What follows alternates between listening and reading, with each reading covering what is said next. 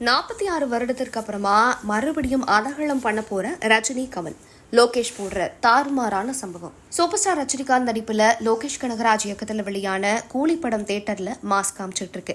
Pan India படமா வெளியான இந்த படம் முதல் 4 நாட்கள்ல 404 கோடி ரூபாய் வசூலிச்சிருக்கிறதா தயாரிப்பு நிறுவனம் அதிகாரப்பூர்வமா சொல்லியிருக்காங்க.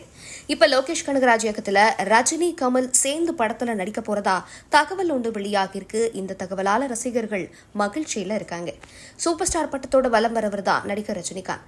அதே மாதிரி கமலஹாசனுக்கும் தனி ரசிகர்கள் கூட்டம் இருக்கு. இன்னைக்கு இருக்கிற கோலிவுட்ல 2 பேருமே ரொம்ப பெரிய ஜாம்பவான்களா வராங்க. டாப் நடிகர்களா விஜய், அஜித், சூர்யா, விக்ரம், தனுஷ், சிவகார்த்திகேயன் இருந்தாலும் அவங்களுக்கு டஃப் கொடுக்கிற வகையில ஹிட் படங்களை கொடுத்துக்கிட்டு இருக்காங்க.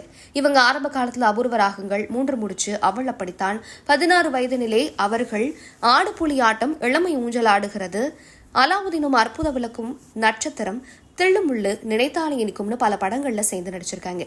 இவங்க 2 பேரும் சேர்ந்து நடிச்ச 13 படங்கள்ல 7 படங்கள் ரொம்ப பெரிய அளவுல வெற்றி பெற்ற படங்கள்.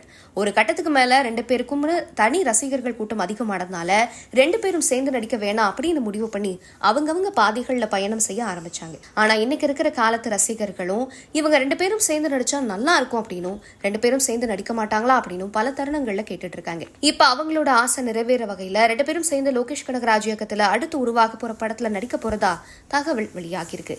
அதாவது ரெட் நிறுவனத்தோட தலைமை நிர்வாக அதிகாரியா உதயநிதியோட பையன் இன்பநிதி விரைவில் பொறுப்பேற்றுக்க போறார்.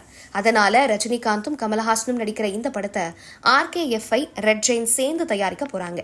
இன்பநிதி ரெட் ஜெயின்டோட இணையறனால இந்த படம் பத்தின அறிவிப்பை எதிர்பார்க்கலாம் அப்படின்னு லோகேஷ் கனகராஜ் சொல்லியிருக்காரு. கூலி படத்தோட ரிலீஸ்க்கு முன்னாடி இயக்குனரான லோகேஷ் கனகராஜ் ரஜினிகாந்த், கமலஹாசன் 2 பேரையும் தனித்தனியா நேர்ல சந்திச்சு டூயல் ஹீரோ கதையை சொல்லியிருக்காரு.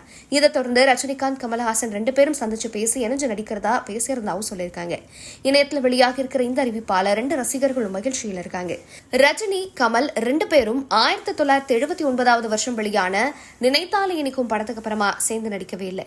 கிட்டத்தட்ட 46 வருஷத்துக்கு அப்புறமா 2 பேரும் சேர்ந்து நடிக்க போற தகவல் ரசிகர்கள உற்சாகத்தில் ஆழ்த்தியிருக்கு.